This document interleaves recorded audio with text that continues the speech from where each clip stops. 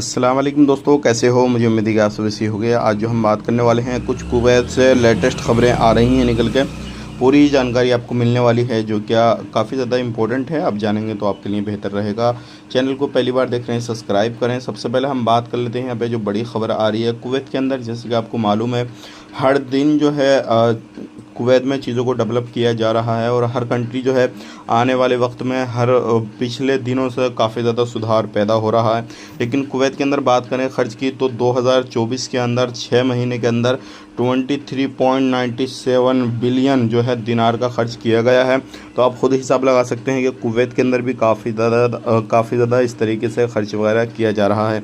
अब बात कर लेते हैं यहाँ पे अगली खबर की तरफ। जो अगली खबर आ रही निकल गई, काफ़ी ज़्यादा इंपॉर्टेंट है आप लोगों के लिए, क्योंकि बहुत सारे लोग कुवैत के अंदर जब आते हैं तो उनको एंट्री करते प्रॉब्लम होती है और बहुत सारे लोग सवाल ये रहते हैं कि हम क्या क्या सामान कुवैत के अंदर ला सकते हैं।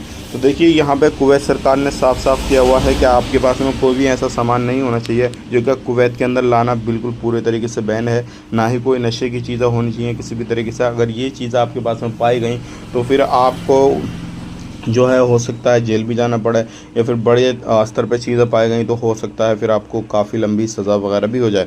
बात कर लेते हैं यहाँ पे अगली खबर की तरफ। जो अगली खबर आ रही है निकल के, अगर आप एयरपोर्ट से सफ़र करना चाहते हैं, आपके पास कोई भी इलेक्ट्रिसिटी बिल हो या फिर वाटर बिल हो या फिर किसी भी तरीके से और भी किसी तरीके का जुर्माना वगैरह आप पर लगा हुआ हो, तो आप उसको पे कर सकते हैं और जा सकते हैं। अगर बात करें पिछले दिनों में लगभग 200 मिलियन जो है कुवैत गवर्नमेंट ने इस चीज़ पे इकट्ठा किया है, जब से ऐलान किया है कि आप इस तरीके से जा सकते हैं। तो ये भी काफ़ी बड़ी जो है सफलता एक हासिल हुई है कुवैत गवर्नमेंट को, जब जैसे ये चीज़ का ऐलान किया। बात कर लेते हैं यहाँ पे अगली खबर की तरफ। जो अगली खबर आ रही है निकल के, ये इंपॉर्टेंट है आप लोगों के लिए, क्योंकि आप लोग जो है बहुत सारे लोग जो है अपने वीज़ा को ट्रांसफ़र करना चाह रहे हैं, लेकिन उनको प्रॉब्लम आ रही है, उनके कफिल जो है वो टाइम नहीं मिल रहा उनको, या फिर कोई और प्रॉब्लम है। तो मैं आपको बताना चाहूँगा, अगर आपके कफिल को अभी टाइम नहीं है तो सिर्फ ऐसा नहीं है कि आज ही या जो है कल ही आपको टाइम हो गए।